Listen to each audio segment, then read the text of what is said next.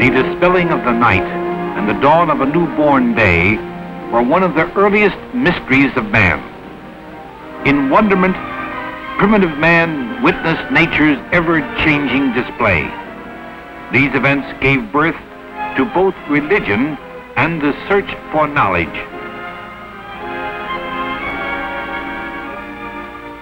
In ancient Egypt, the adoration of and the inquiry into nature reached unparalleled heights in the inspired concepts of Pharaoh Akhenaten. Beautiful you rise upon the horizon of heaven, O living sun, you who have existed since the beginning of things. The whole world is filled with your loveliness. You are the god Ra, and you have brought every land under your yoke. Gather them in with the force of your love.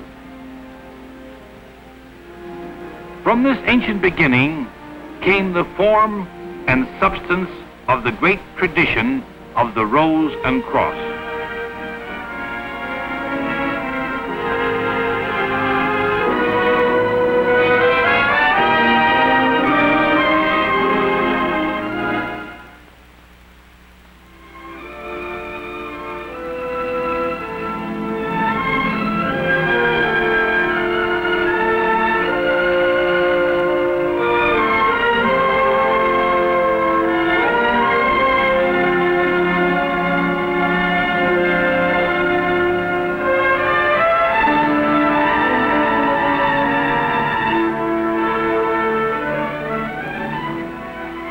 To Greece in the Western world and to Rome, there spread the great Egyptian mystery schools where candidates took solemn oath to cherish and preserve ancient truths.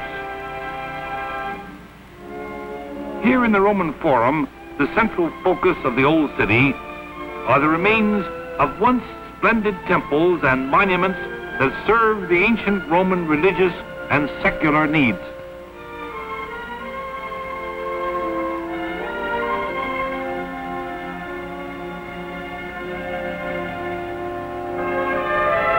The modern Roman is constantly reminded of his ancient heritage.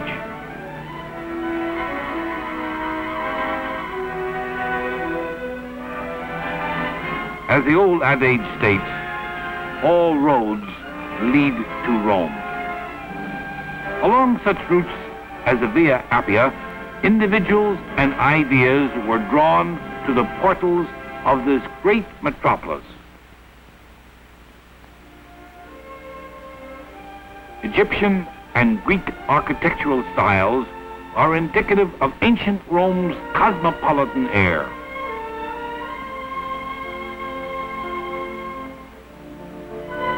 The Pantheon.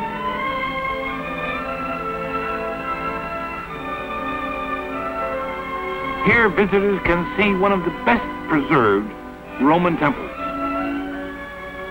Early in the Christian era, the Pantheon was converted into a church, thus sparing it from certain destruction.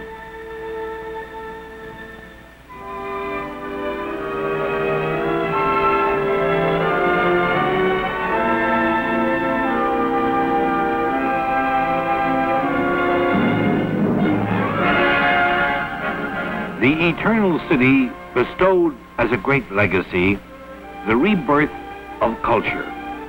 Her massive ruins were stern reminders of another, greater age.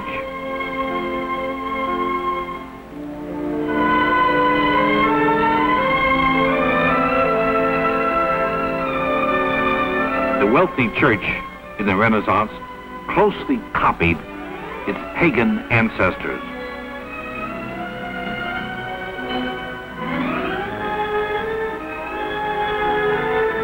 In keeping with Roman tradition, the popes erected elaborate fountains in beautifully planned squares. All are obvious attractions for small boys.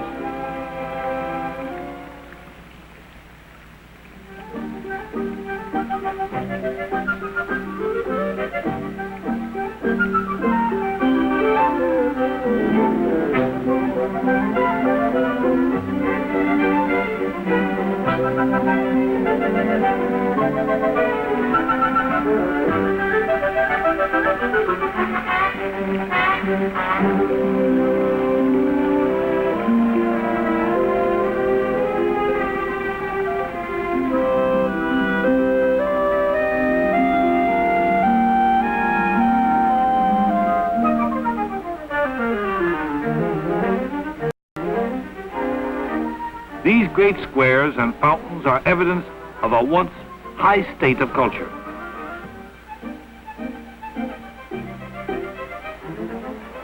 It is said that if a visitor tosses a coin into this fountain, he will surely return to Rome.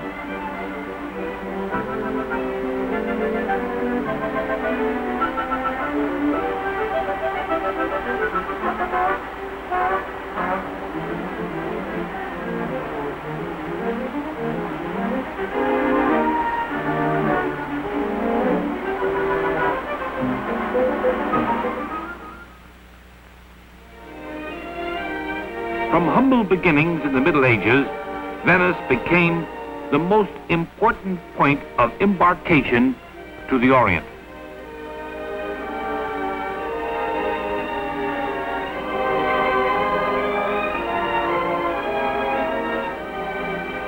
Because of geographic necessity, Venetians live today very much like they did centuries ago.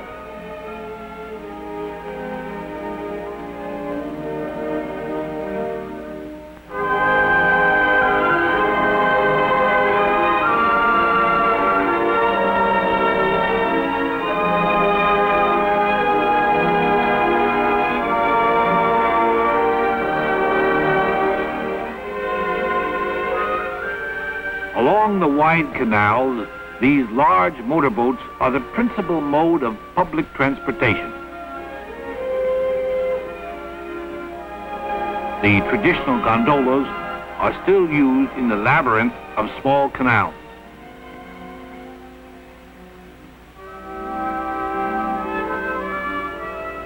By the middle of the 15th century, Venice had conquered and exclusively controlled all the trade routes in the Eastern Mediterranean.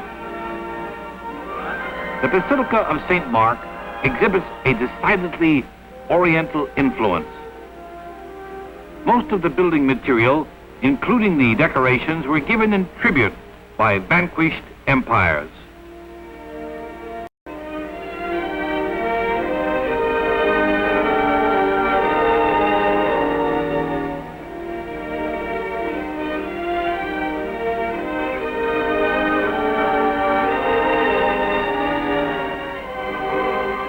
This ornate clock tower is surmounted by two mechanical Vulcans that strike a bell at each hour.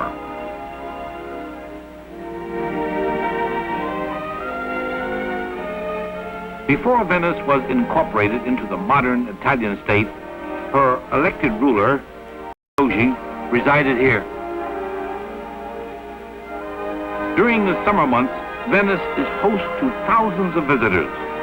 They come here to enjoy the museums, the intriguing streets and canals, and other sights of this historic city.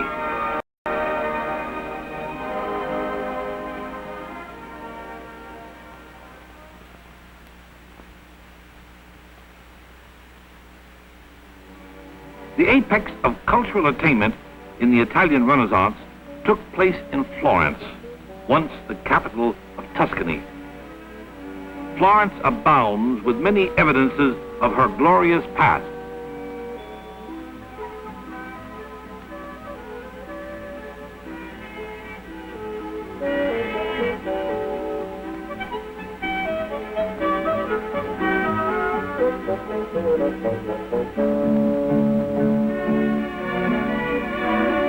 Outside the Signorial Palace, where the rulers of the Republic met, is the statue of David. It is a masterpiece by the Florentine sculptor Michelangelo.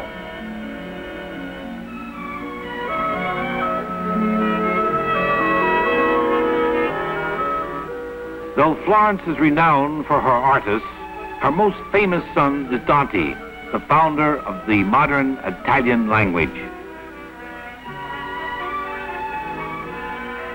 actual importance was the pursuit of science, philosophy, and mysticism. Here at the palace of the Medici family, Lorenzo the Magnificent, the enlightened ruler of Florence, invited learned men from Europe and the Orient to be his honored guests. Though the spirit of the Renaissance has long departed, Florence has bequeathed her great legacy to enrich mankind's cultural treasury.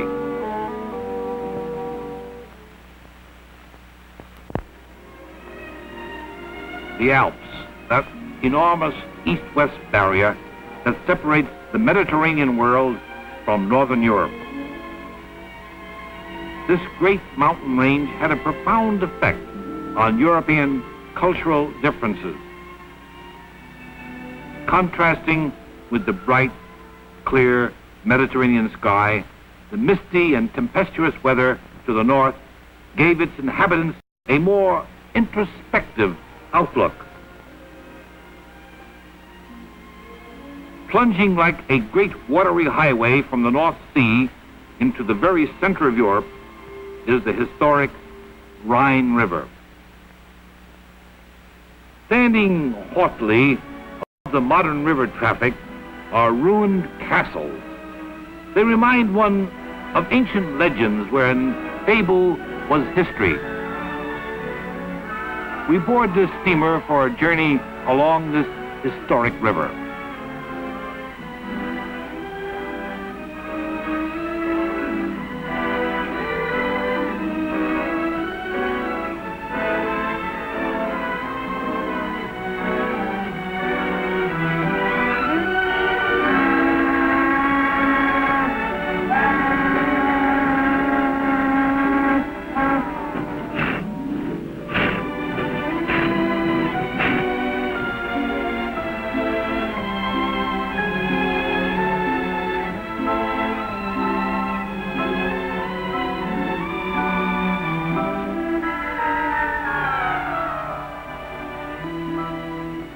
The small villages along the river's bank derive their income from the production of excellent local wines.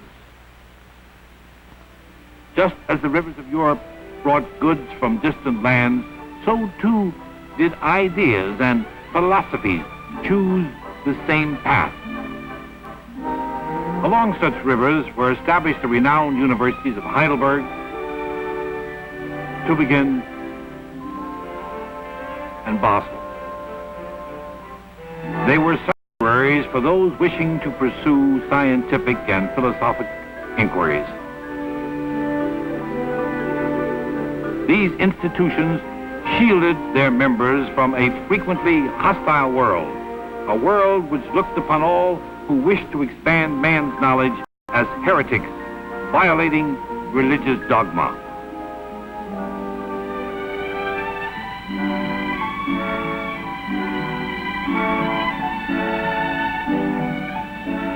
Untouched by modern wars, old Basel presents a unique view of a medieval city.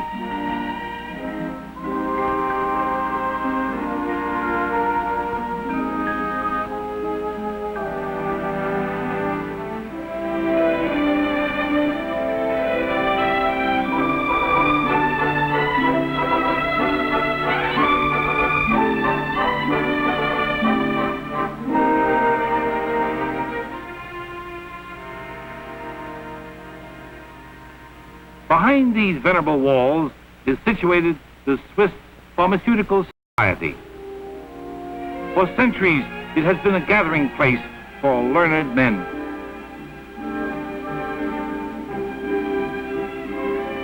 Here was practiced alchemy, the father of chemistry. Alchemy came to Europe from the Orient during the Middle Ages.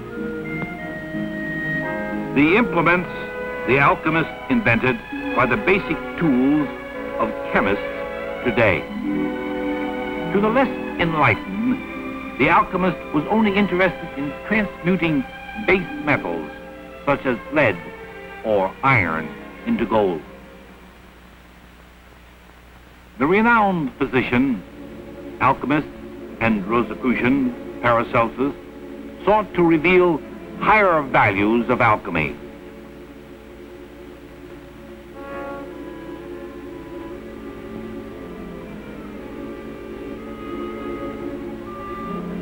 Master, look, I have found it, the Philosopher's Stone, key to the transmutation of all base metals into precious gold.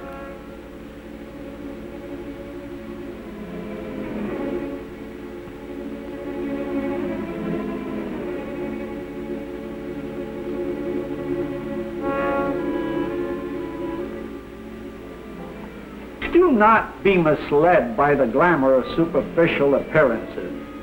The true Philosopher's Stone is not a material substance found in vapors or furnaces.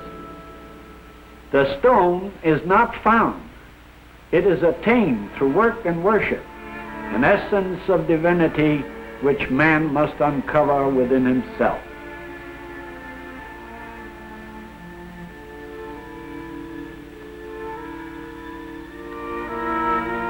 As the soul pervades all of the body, the Philosopher's Stone reveals the essence of all things.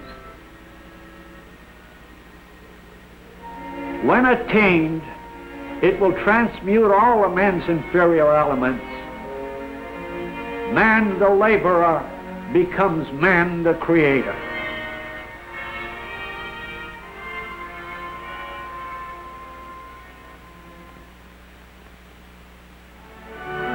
Many Rosicrucian centers were not confined strictly to academic enclaves, but often were found in remote locations. This fortress, located on the upper Danube River, was often used as such a refuge.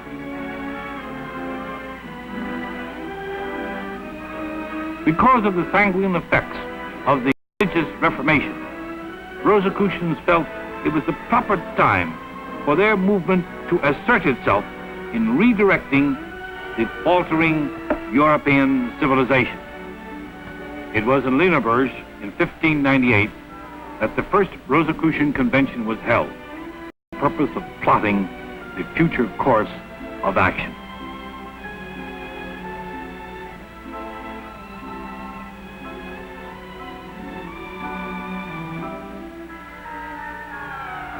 Other Rosicrucian bodies were located in important business and shipping centers, such as Amsterdam, the wealthiest and most tolerant city in Europe.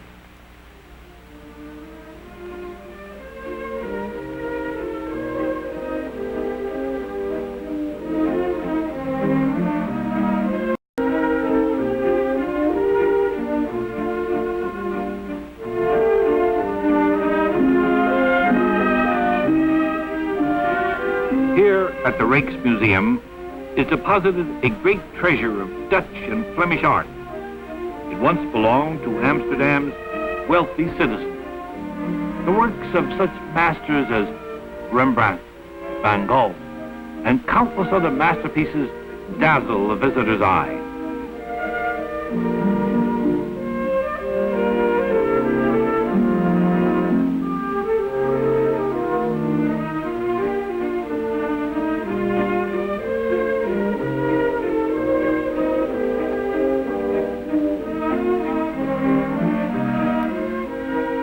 These quaint but highly practical Dutch warehouses were built before the invention of elevators. They must have supplies hoisted up by block and tackle.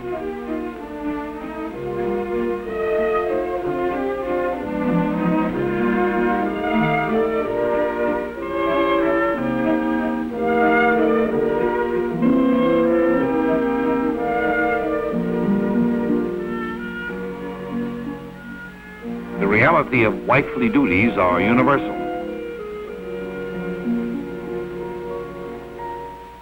Here, in the days of wooden ships, wives of seamen would ascend this tower to search the horizon for their husbands.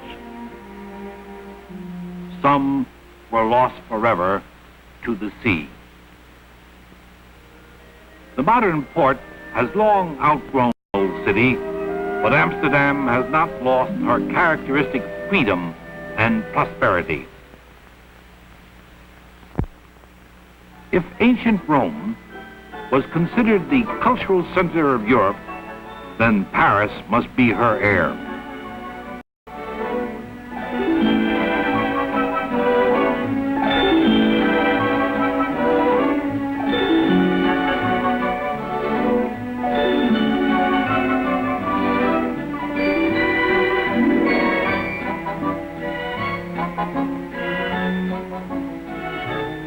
Splendid tree-lined boulevards, immense squares, and graceful bridges crossing the River Seine have all combined to create a magic which Paris seems to possess.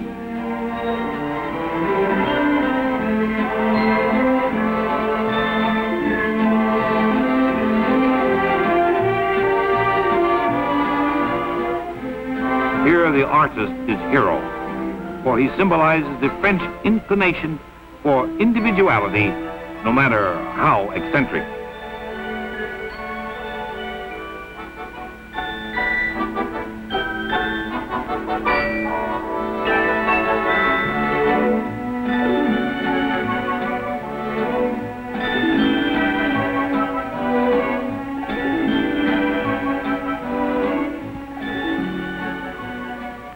Favorite subjects for the artist can be found at each turn.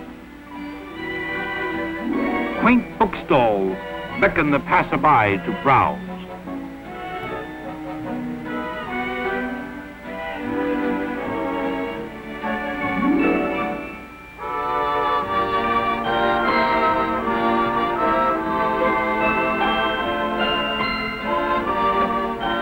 Inviting sidewalk cafes along the boulevard cause one to tarry.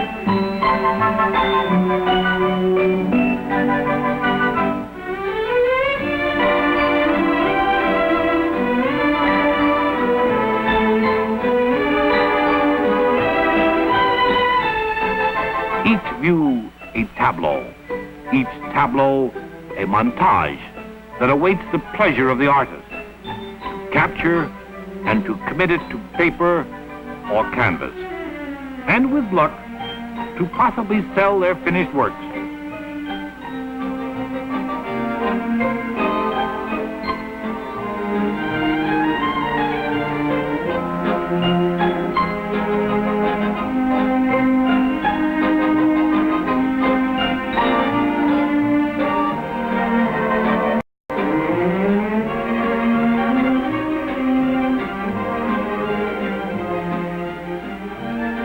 Hidden among the narrow streets in the older quarters of the city are places especially important to early Rosicrucian history.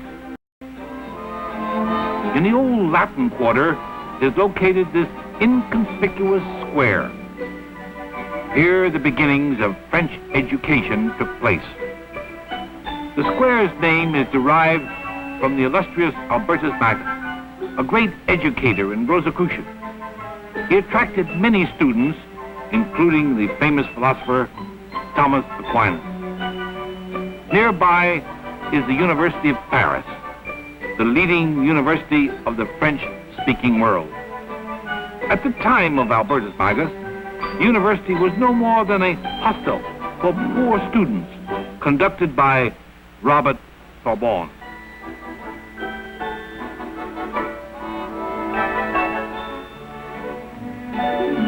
Across the Seine, near the right bank, was established another enlightened group.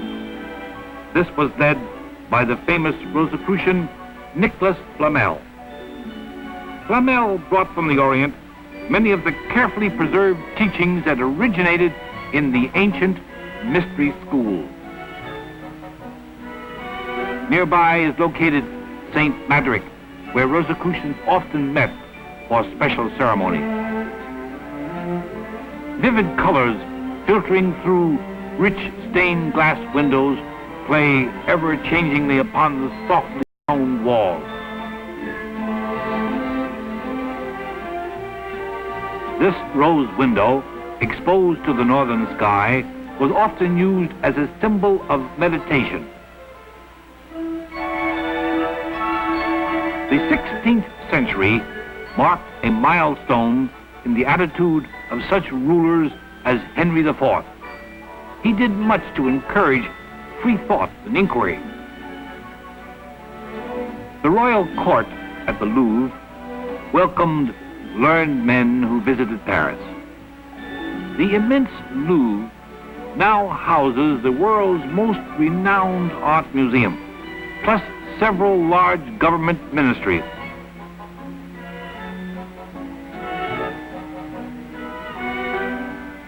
Foremost of the Paris salons was the Palais Royal.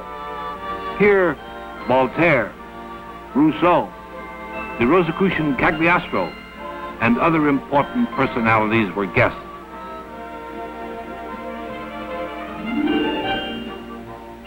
Located in the Paris suburbs are the headquarters of the French Grand Lodge of the Rosicrucian Order, AMORC. The activities of the order were re-established here after the Second World War by Jean Guidon, Grand Master.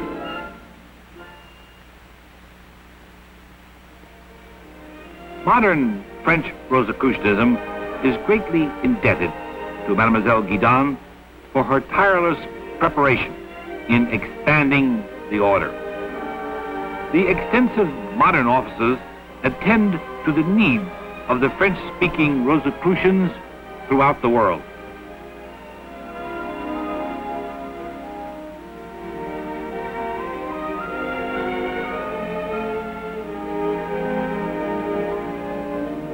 Dr.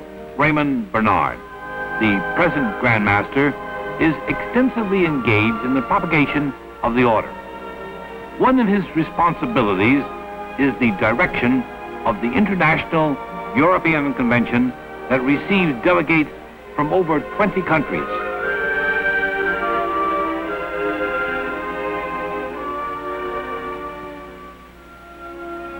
To accommodate the great expansion of Rosicrucian activities, the French Grand Lodge has initiated an ambitious building program.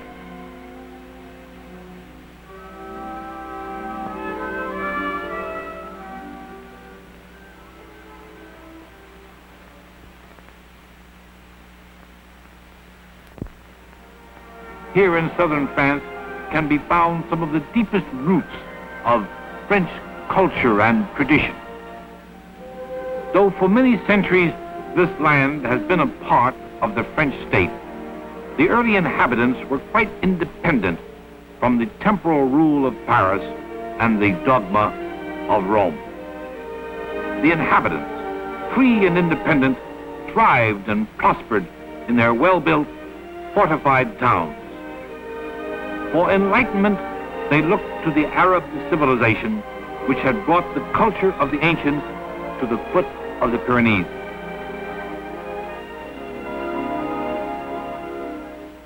The mystic city of Toulouse. This vanquished protector of freedom of thought hides her scarred memories well. Only the oldest buildings once witnessed the great religious clash that precipitated a relentless war.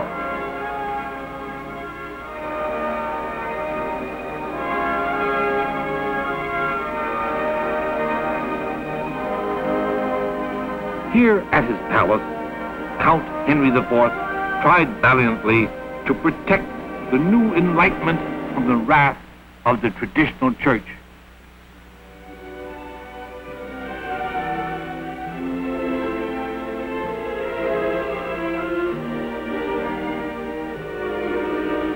Though the intolerant force finally overpowered the protectors of Toulouse, resistance in the remote valleys was more difficult to subdue.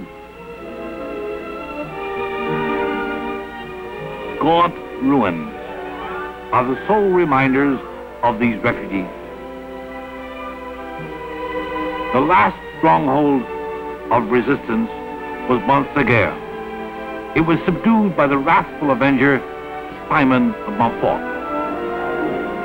After the massacre, the important mystical movements became highly secret and esoteric. They hoped to preserve their ancient tradition for a more tolerant age.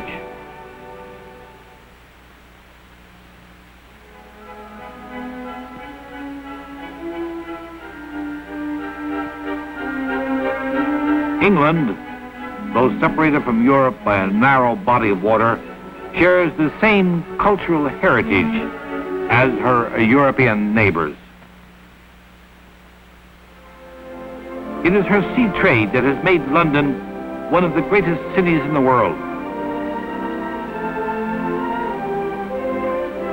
Protecting the Thames River entrance into the city is this gloomily arresting Tower of London. The tower derives its notoriety from the days when it was a gruesome prison.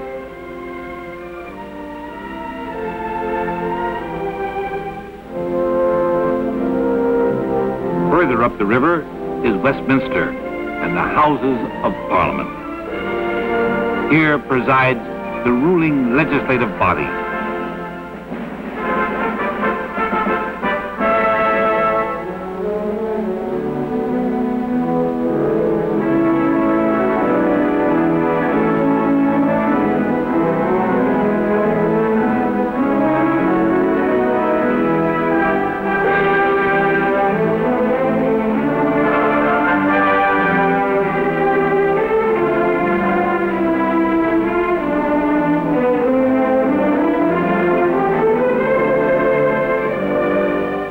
The administrative center is not devoid of colorful tradition. We pass brightly dressed horse guards on our way to view the trooping of the color. This parade is given in honor of the Queen's birthday.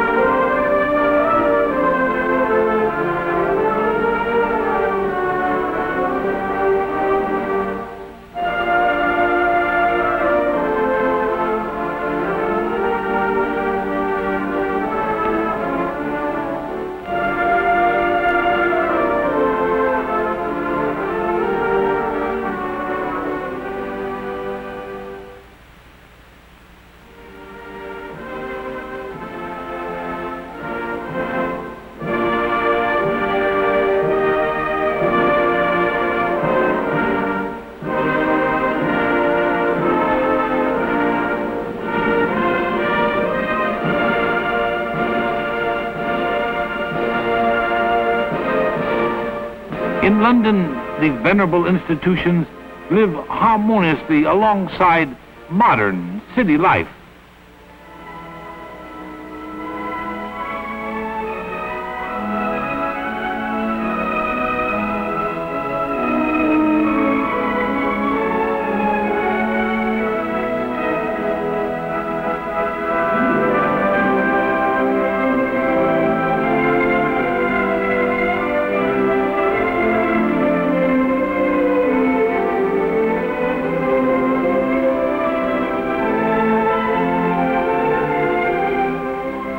Hyde Park corner, one finds visible evidence of the Englishman's long-cherished freedom of speech.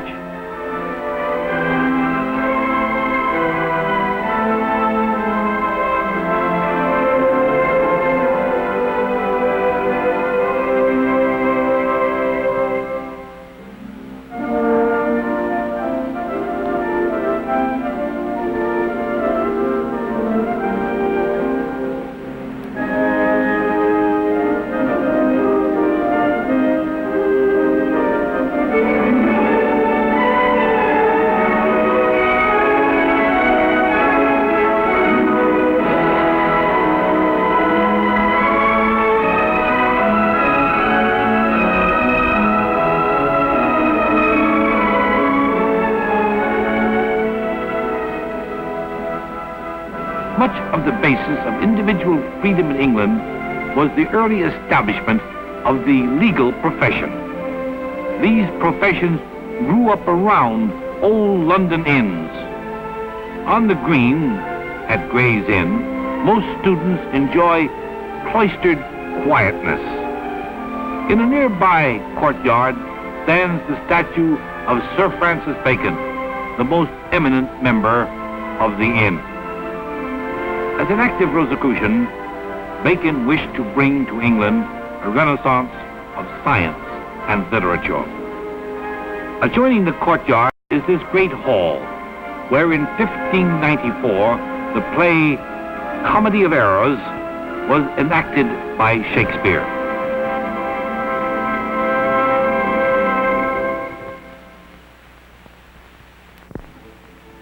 North of London, in rolling countryside, is the manorial estates once belonging to the Bacon family. The ruins of the family home, to which Francis was so greatly attached, stands on a gentle slope. The old building is now being restored by the government. It was abandoned for more sumptuous accommodations, which now preserve many of Bacon's possessions.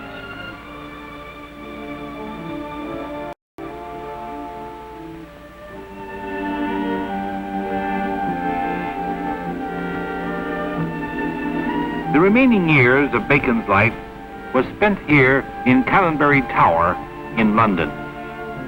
Rosicrucian members are greatly attracted by this 16th century relic.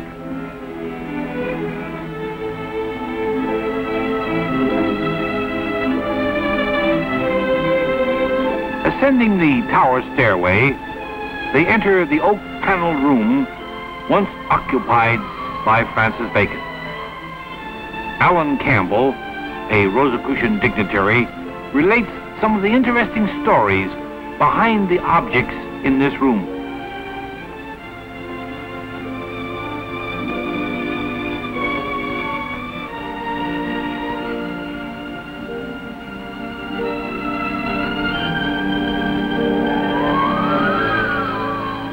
After retiring from public life, Francis Bacon spent the last years writing and experimenting here.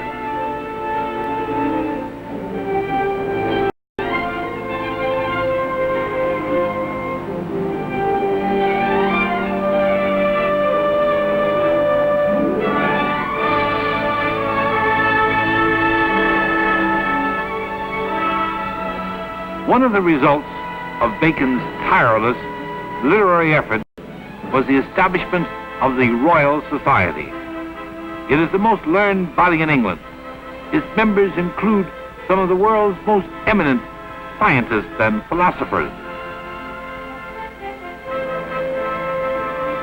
By the end of the 17th century, the first organized Rosicrucian group to leave the old world sailed from England to America.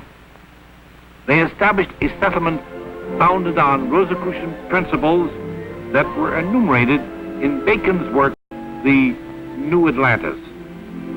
Led by Johannes Kelpius, the first group settled near Philadelphia on land donated by William Penn. Later, seeking a large tract of land, the Rosicrucians settled in the rich farm area of Lancaster County, Pennsylvania. They established an industrious colony at Ephrata. The site, with its original buildings, is now preserved by the Pennsylvania Historical Commission.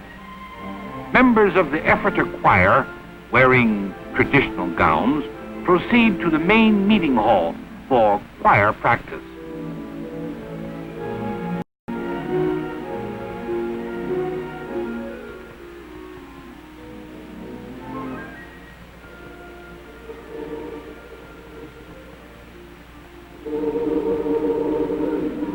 Songs and hymns sung here were composed by the early day American mystic Conrad Beissel.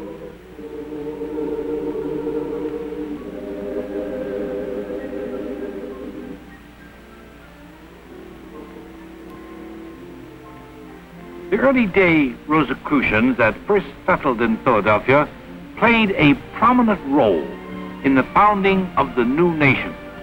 The Declaration of Independence was the instrument and fulfillment of ideals and desires of visionary men throughout the ages. It was the hope for a place where man's highest self would be able to ascend to new heights.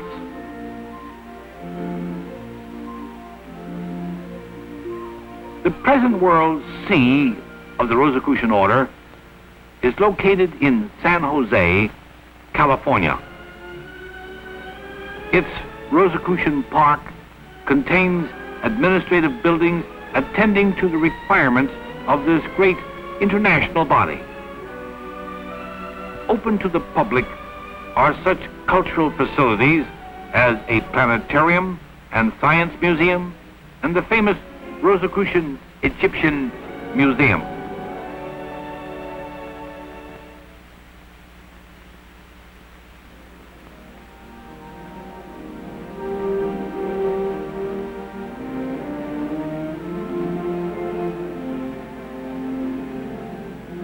The present organization was founded by Dr. H. Spencer Lewis, first Imperator of the Rosicrucian Order for its second cycle.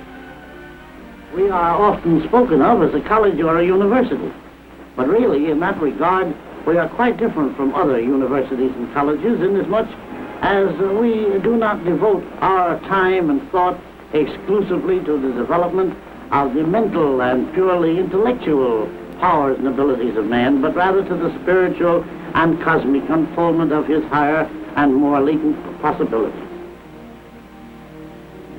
Thus, through his guidance, was established the physical organization, representing the spirit of man's eternal search for that truth and knowledge which transcends material limitations and provides peace profound.